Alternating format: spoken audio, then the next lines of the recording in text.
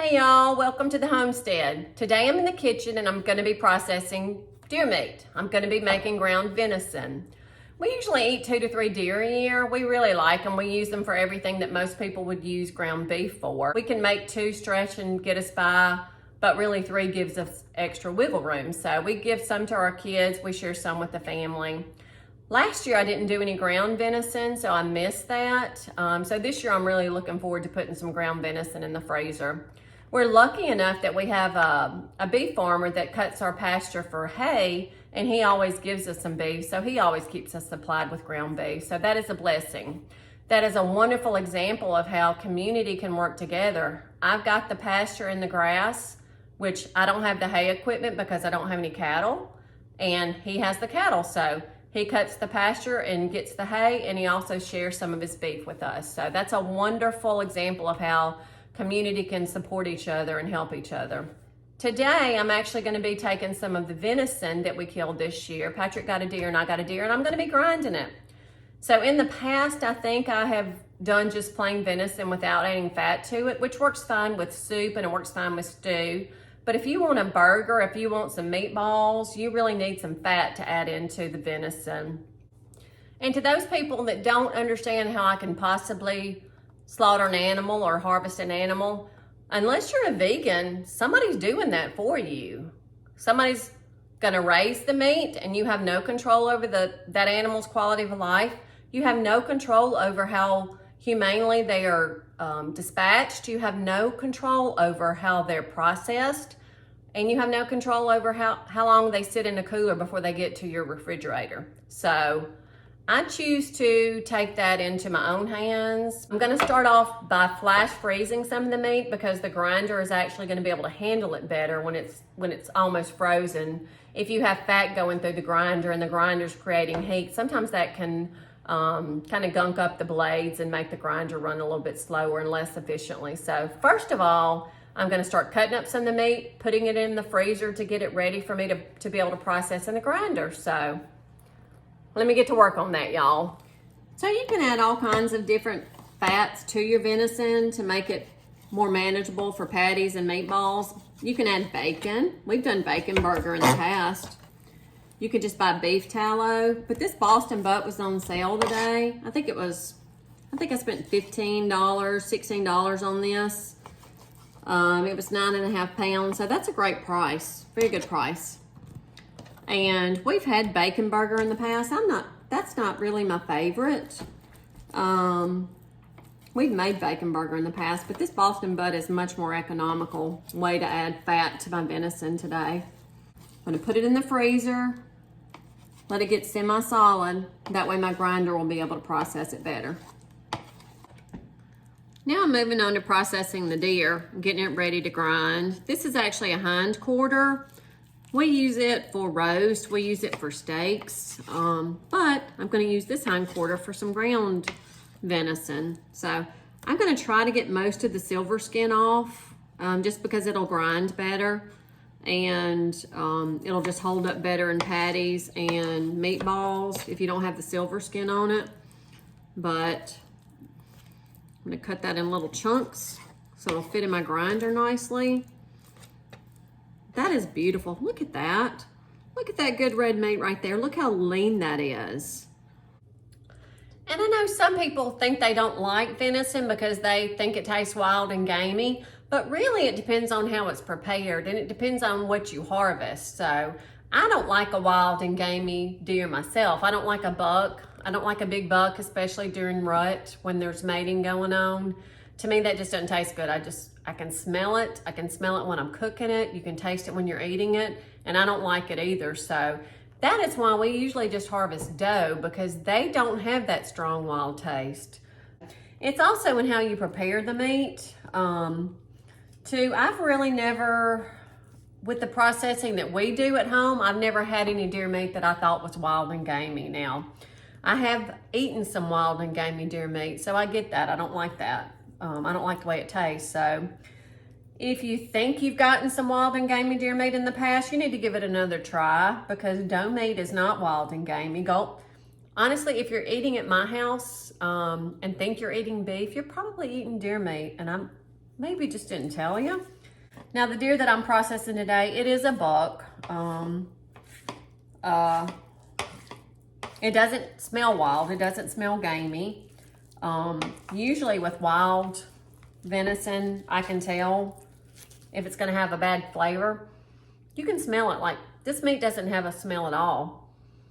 That's what I want. That's what I want in my deer meat. I don't want to smell, because if I have a wild smell now, it's gonna have a wild taste when I cook it. So if you've had a bad experience with deer in the past, give it another try. Okay, so one of the keys to making an easy grind of meat is to make sure that this is put in the freezer to stay cold before you start grinding, and also to make sure that you flash freeze your meat.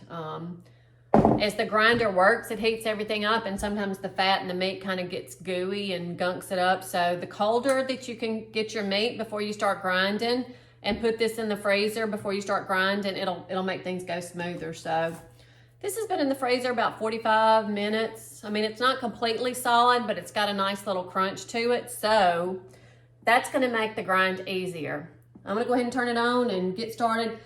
And I gotta give a big shout out to my sister Brenda. This is her meat grinder. She let me borrow it. I've got a cheap one. I think I spent $60, $70 on it.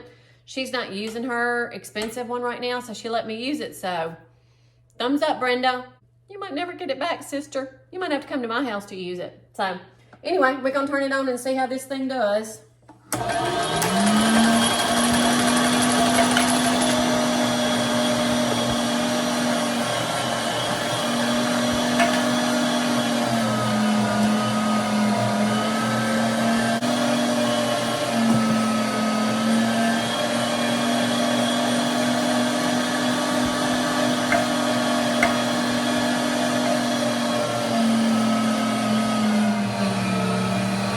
That is.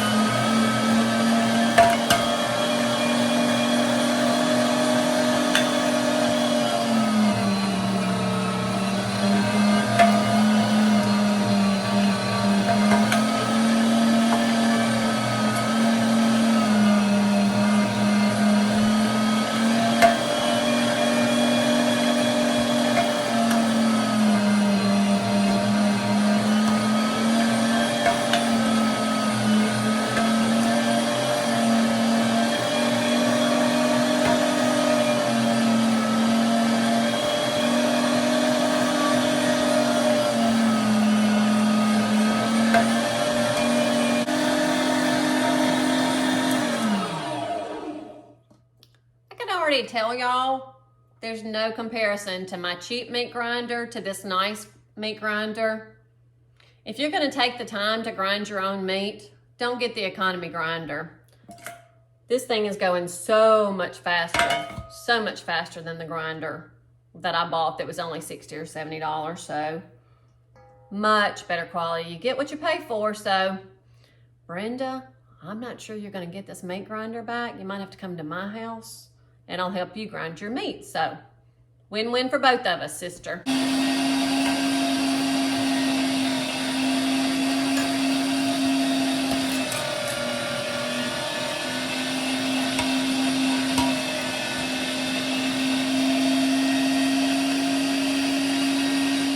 Okay, now this looks more like it to me as far as fat to lean ratio.